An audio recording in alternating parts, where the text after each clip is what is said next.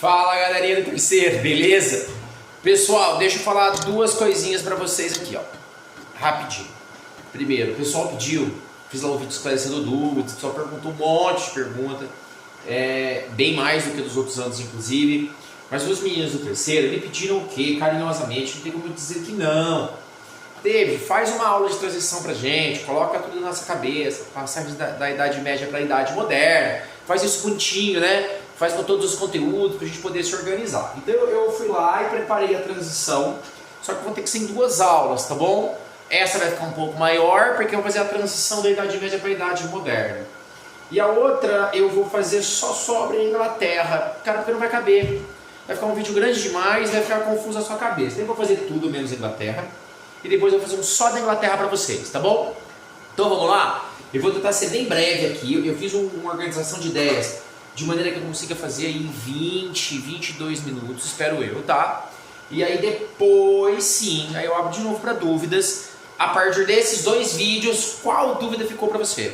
E aí a gente toca já entre as navegações, eu acredito que até semana que vem, no máximo. Talvez já termine amanhã, porque se vocês entenderem bem esses dois vídeos, eu já consigo no Meet, ao vivo. Eu gravo ao vivo dessa vez, tá bom? Foi outra coisa que o pessoal pediu. David, grava ao vivo e posta. Eu gravo ao vivo e posto. Vocês tiram lá os videozinhos de vocês. Fico só eu. Gravo o Meet com vocês. Gravo o Meet, jogo o Meet na sala de aula. Para aqueles que não puderem assistir na hora, possam assistir depois, tá bom? Vamos lá então. Passagem da Idade Média para a Idade Moderna, senhores cavaleiros. Primeira coisa que eu tenho que saber é os tipos de transição. Então eu dividi elas para vocês. Então tudo que eu vou fazer assim, ó. Era Idade Média, ficou Idade Moderna. Era Idade Média, ficou Idade Moderna. Todos os itens, um por um. Inclusive, já vou tentar incluir na minha fala uma série de dúvidas e de perguntas que ficaram ali na antepassada postagem que eu fiz, tá bom? Então vamos lá, primeira coisa. Renascimento comercial, isso é fundamental. Pedi para meus alunos decorarem as cidades italianas, expliquei das rotas comerciais e deixei claro que a seguinte transição, né? As cruzadas que tentaram e buscaram reconquistar Jerusalém abriram as rotas comerciais que passavam pelo norte da Itália e depois até a região de Flandres, tá bom, perto da Holanda. Elas acabaram reativando o comércio, então as cruzadas reativaram o comércio, tá bom? O que gerou a necessidade de um novo tipo de transação econômica, gerando as feiras, que eram grandes atividades econômicas que duravam ali um certo tempo, são as feiras, e que depois vieram a ser oficiais, fixas, muradas, protegidas, e ali então o surgimento dos burgos. O renascimento comercial é fundamental na figura do burgo, porque ele traz não só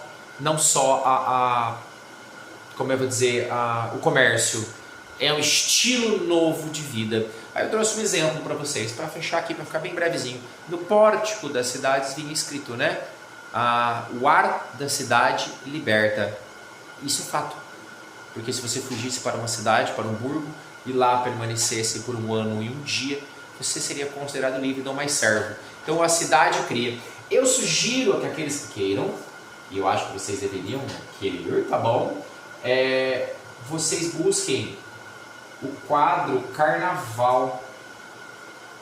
O quadro Carnaval. Tem um quadro Carnaval antigo que mostra bem essa questão da vida no burgo, da vida na cidade, do renascimento comercial. Questões importantes sobre o renascimento comercial: a liberdade, o surgimento da burguesia, atividade econômica monetária, e tem uma perguntinha lá na minha sala de aula sobre o surgimento não só dos burgueses, como das oficinas, as corporações de ofício e das guildas. Ou seja, essa nova maneira de viver exige um novo tipo de organização, que não é mais baseado no senhor feudal, que não é mais baseado no pacto de servidão, é baseado na atividade econômica e na atividade do ofício. Daí a corporação de ofício, ou seja, aqueles manufatureiros, né, aqueles artesãos se unirem para padronizar a produção. Legal, padronização de produção. As corporações de ofício depois viriam a se transformar, depois do trabalho do David Emily Durkheim, tá bom? Nos sindicatos, da divisão do trabalho social, é o nome da obra do Durkheim sobre isso, tá bom? Segunda coisa, esse novo modelo de vida gera um crescimento populacional.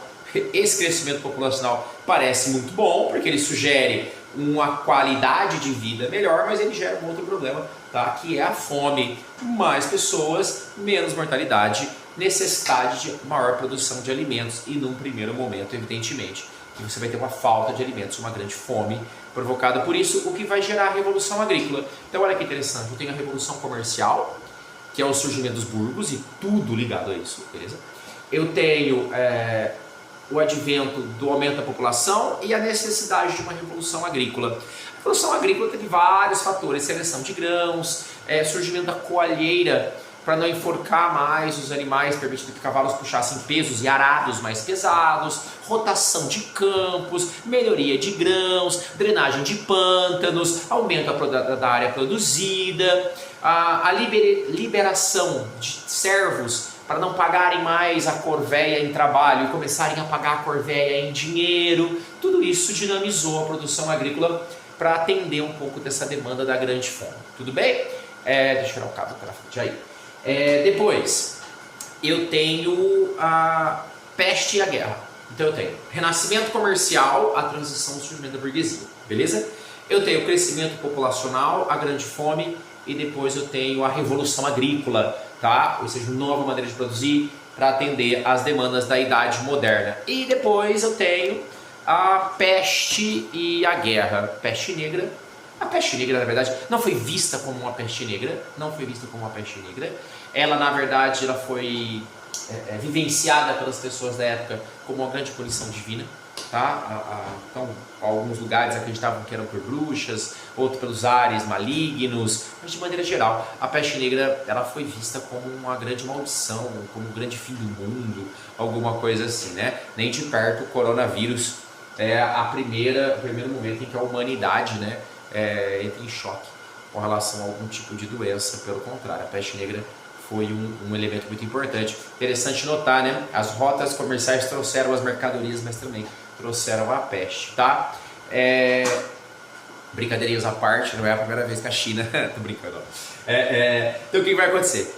E a Guerra dos 100 Anos, né? A Guerra dos 100 Anos entre Inglaterra e França, Eduardo, o rei francês. É bem complicadinho, vale a pena ler lá, né? Mas basicamente Eduardo, o rei francês, era vassalo do rei da França, mas apoiava os comerciantes de Flandres contra os franceses. Já a região de Flandres era vassala do rei da França, que apoiava a Escócia contra os ingleses. Tudo para dar uma guerra, e deu uma guerra longuíssima, né? Daí constituindo não só uma parte da Inglaterra, mas com certeza fortalecendo o poder do rei na França, né? Dando a ideia dos Luíses. Vou falar disso daqui a pouquinho, tá bom?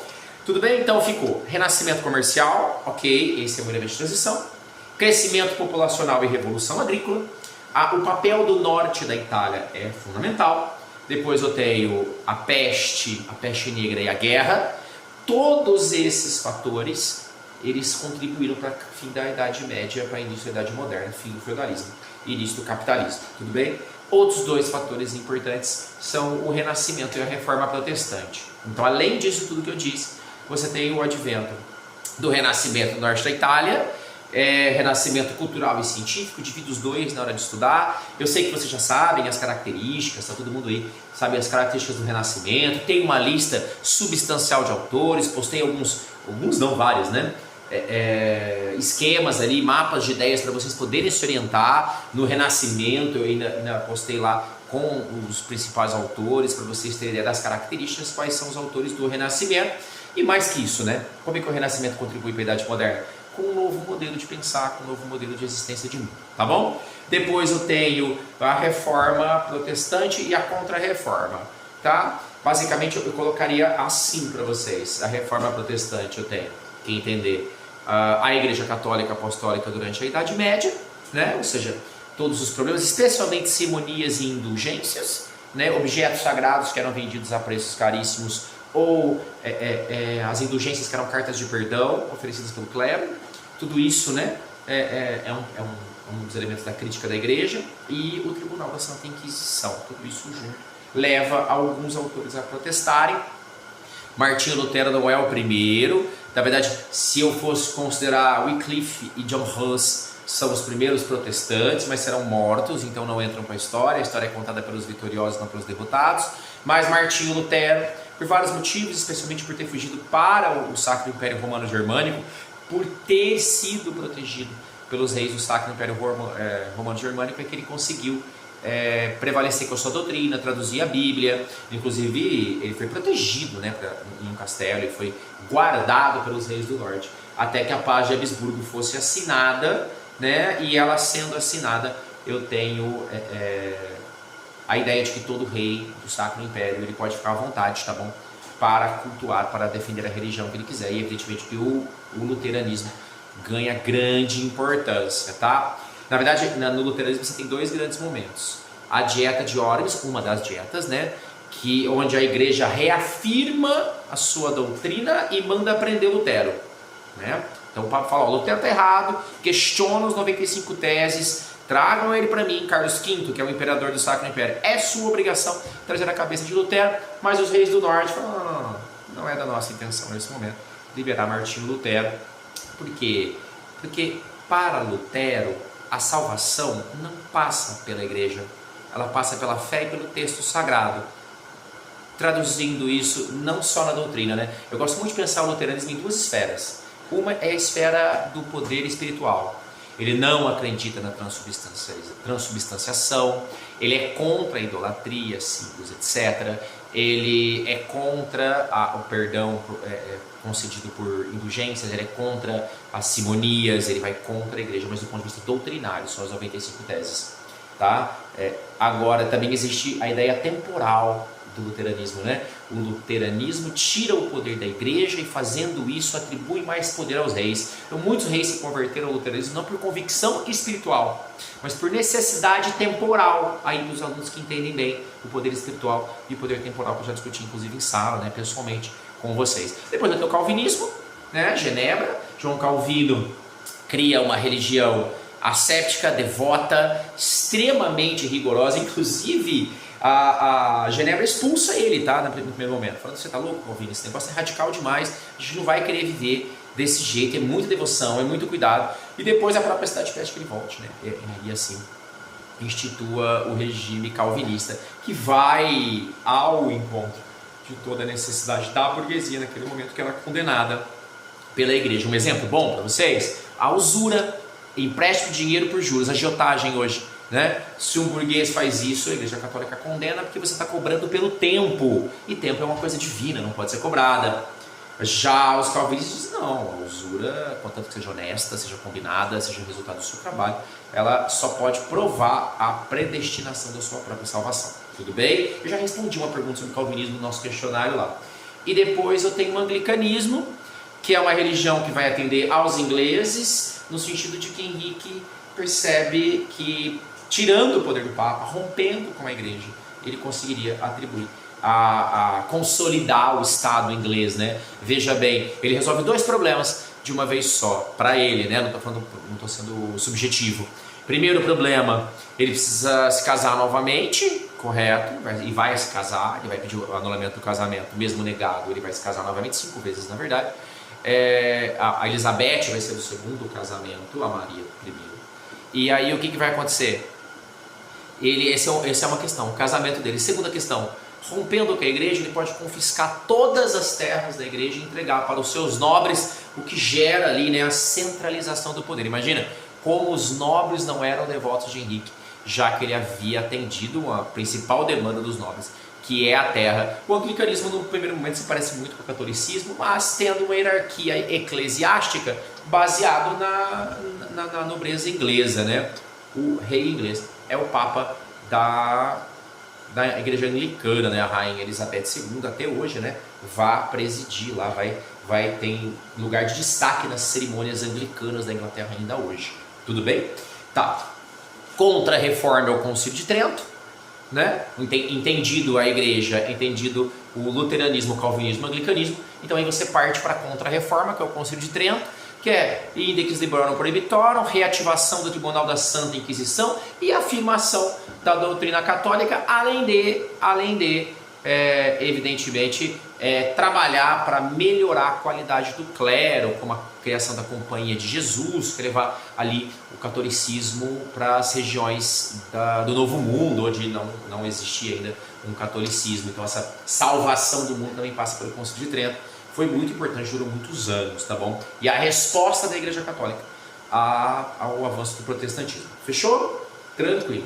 Vamos então continuar. Então esses são os itens que eu acho fundamental. Renascimento comercial, reforma protestante e renascimento cultural e científico. Esses elementos são importantes para entender. E a formação das monarquias, que eu estou devendo para vocês em pormenores, ficaria assim. Ó. Vamos lá. Vamos dividir aqui as monarquias. Primeiro vamos para a parte teórica para vocês entenderem, né? O que eu tenho que entender de monarquia que é fundamental? Gente, o mais importante sobre monarquia é entender a centralização do poder real.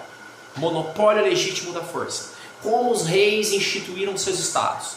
Eu entendo o Estado nesse sentido como demarcaram os seus territórios, usaram a força física para instituir a lei e a ordem, criaram uma economia nacional. São essas três coisas basicamente, né? O rei cria um território, organiza esse território e impõe a lei e a ordem, tá?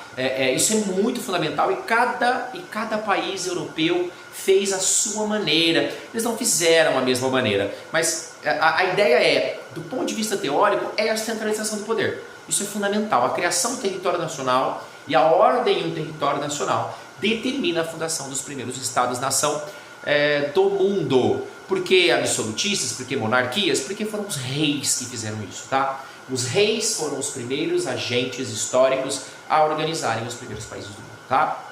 Isso esse é um elemento, tá? Vamos agora colocar os componentes desses elementos. Os dois componentes que tem que estar sempre interligado é o rei e a burguesia. Na verdade, se eu fosse colocar todos, ficaria assim: o rei, a nobreza, a burguesia e a igreja.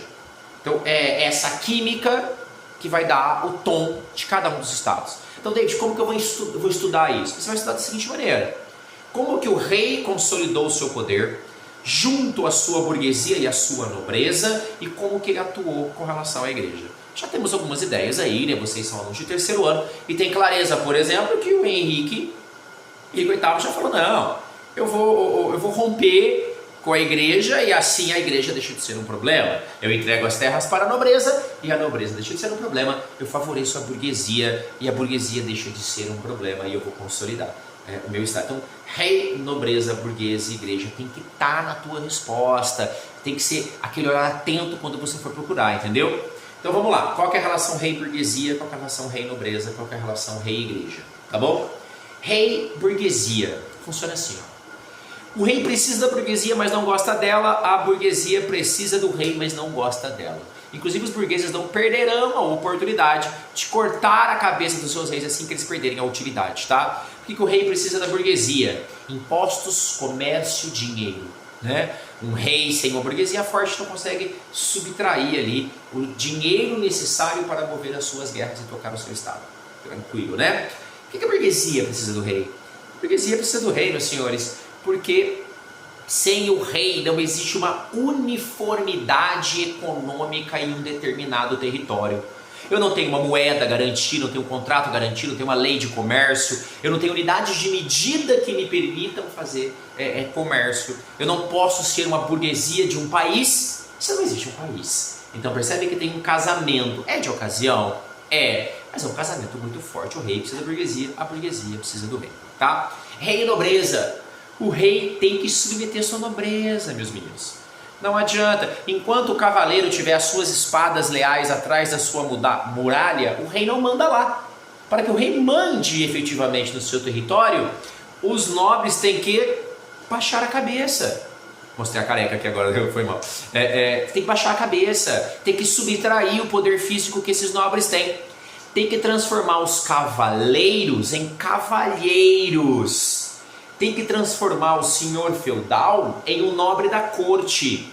Tem que fazer com que o lorde atrás do seu castelo seja um lorde na corte, um cortesão do rei. Então isso é uma relação muito complicada. Do ponto de vista do rei e da igreja, das duas uma, né? Ou o rei se alia à igreja e forma uma monarquia divina, ou o rei rompe com a igreja e monta uma monarquia de caráter diferente. É lógico que aí os principais exemplos serão França, aliou-se, e Inglaterra, separou-se, né? Tem esses dois exemplos aí muito claros. Tudo bem? Pensadores do absolutismo, meus caríssimos. como pensadores do absolutismo, eu vou ter, e o vídeo está ficando com uns 20 minutos, eu falei 22, hein? Os pensadores serão Maquiavel, Hobbes, Bossuet e Baudin, tá bom? Qual a diferença entre eles? Fácil. Maquiavel escreve o Príncipe para dizer assim: o Estado não é perfeito, não é o céu, mas a ausência do Estado é o pior dos infernos. Maquiavel era para a Itália. Onde estão as cidades mais importantes da Itália? Onde está o dinheiro da Itália, a riqueza da Itália, o comércio da Itália, o renascimento da Itália? O que a Itália não tem? Maquiavel escreve um livro, um príncipe, que possa unificar a Itália e fazer uma Itália grandiosa. Ele até diz que a Itália é grandiosa, mas infeliz. Grandiosa pelo renascimento, infeliz porque falta um rei que possa unificar o seu território. Maquiavel separa a religião de política, tá, senhores? Então, para Maquiavel, religião e política são coisas distintas e devem ser tocadas de maneira distintas, tudo bem?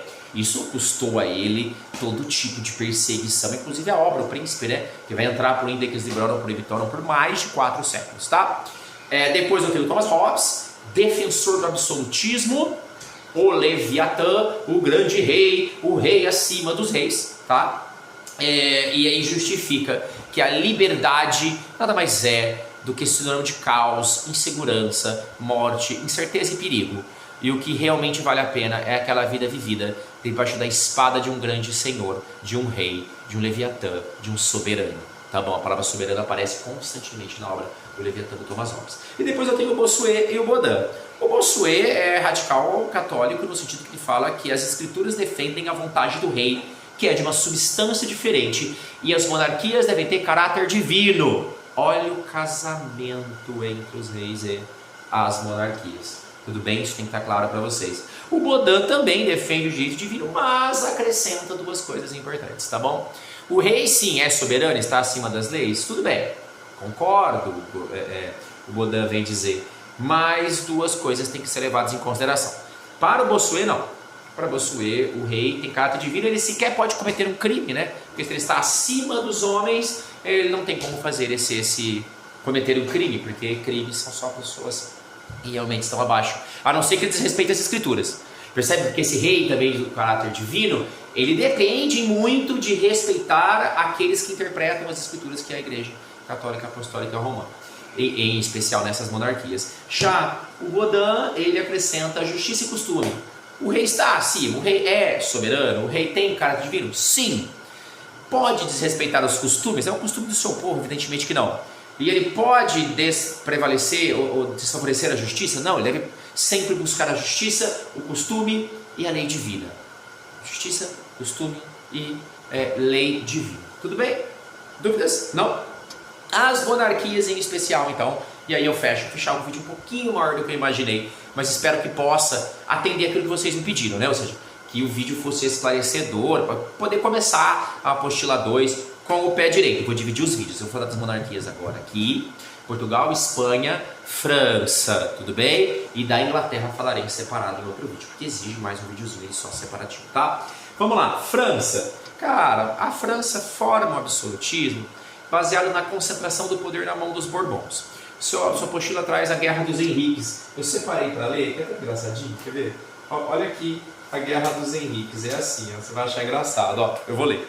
Por que é a Guerra dos Três Henriques? Porque na verdade o Estado francês ele se organizou quando o Henrique fez uma luta contra o Henrique, que tinha como principal facção liderada pelo Henrique.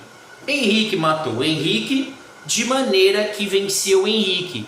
Tá? Basicamente é isso. David, não entendi nada. Eu só não coloquei os nomes, né? Na verdade, Henrique III perde a liderança para Henrique de Bourbon, que na verdade depois organiza o assassinato de Henrique de Guise, e aí Henrique III prevalece no final. É importante? Não, contanto que você saiba que os Bourbons centralizaram o poder na França, e após as guerras religiosas, a França se construiu como uma monarquia absoluta, católica, aliada à igreja. Isso é muito importante. Essas 3 palavras você tem que tomar um certo cuidado, mas eu achei legal que a historinha dos Henriques, pegando os Henriques, matando os Henriques e vencendo os Henriques, isso vale bastante. Portugal e Espanha, né? Bem facinho de entender. Ó, até guardei a apostila 1 lá já, hein? Daqui pra frente só a apostila 2. e a Espanha e Portugal. Facinho. Espanha e Portugal conquistam seus territórios na guerra de reconquista contra os mouros, contra os árabes muçulmanos, tá bom? Então a Península Ibérica era árabe desde a época de Carlos Martel, para quem consegue resgatar na memória, espero que consigam, evidentemente. E essa guerra de reconquista demorou séculos e ela consistiu basicamente em reconquistar a Península Ibérica, tá bom? Dos mouros. Evidentemente que a reconquista aconteceu, demorou séculos para se concretizar, tá bom? Mas nesse processo de reconquista, vários reinos se destacaram, tá bom? Eu vou falar aqui os reinos principais para você poder memorizar. Afonso VI foi um nobre tão valioso que ganhou um ducado. O ducado portucalense, ó, já estou matando de onde veio Portugal. Gente, o ducado portucalense é Portugal? Não, é um ducado. É pequeno para um país, mas grande para um ducado, o que mostra que Afonso VI realmente deve ter sido um nobre muito valoroso na guerra contra os mouros. Por outro lado, o reino de Isabel, de Castela, Aragão, Navarro e Leão, se organizaram os reinos castelhanos na expulsão. Então eu vou ter desses reinos castelhanos dois reinos preponderantes, o de Castelo e de Aragão, que vão consolidar a conquista. Então imagine que a monarquia, que vai se transformar em monarquia espanhola, é católica, porque luta daquele fervor religioso da expulsão dos mouros. Ela é centralizada, porque eu preciso ter exércitos centralizados para expulsar os árabes. E aí o casamento de Isabel de Castela e Fernando de Aragão, se eu tivesse uma edição agora ia ter um coraçãozinho assim na minha testinha, um casamento bonitinho, ela vai na verdade transformar na Espanha, porque vai se consolidar. Então Isabel de Castela e Fernando de Aragão vão se consolidar na Espanha. Já Portugal, por outro lado, terá que passar por mais uma revolução para se separar, né, definitivamente da Espanha. E isso vai acontecer na Revolução de Avos, quando a burguesia, lembra que eu falei do casamento, se une junto a João I, mestre de Aves, né? E então a guerra de libertação vai separar Portugal da Espanha, porque o mestre de Aves, que seria o João I, ele não tem nenhuma ligação com as dinastias espanholas, correto? Então aí vão se configurar, então fica assim, guerra de reconquista, esse é o primeiro passo, né? O território surgiu da guerra de reconquista. A Espanha surge do casamento de Isabel de Castela e Fernando de Aragão, coraçãozinho, e depois eu tenho a Revolução de Aves, que é a burguesia se aliando ao mestre de Aves para separar da Espanha, criando Portugal, que é o primeiro país do mundo, tá? São as fronteiras mais antigas da Europa e, evidentemente, mais antigas do mundo, de um Estado-nação.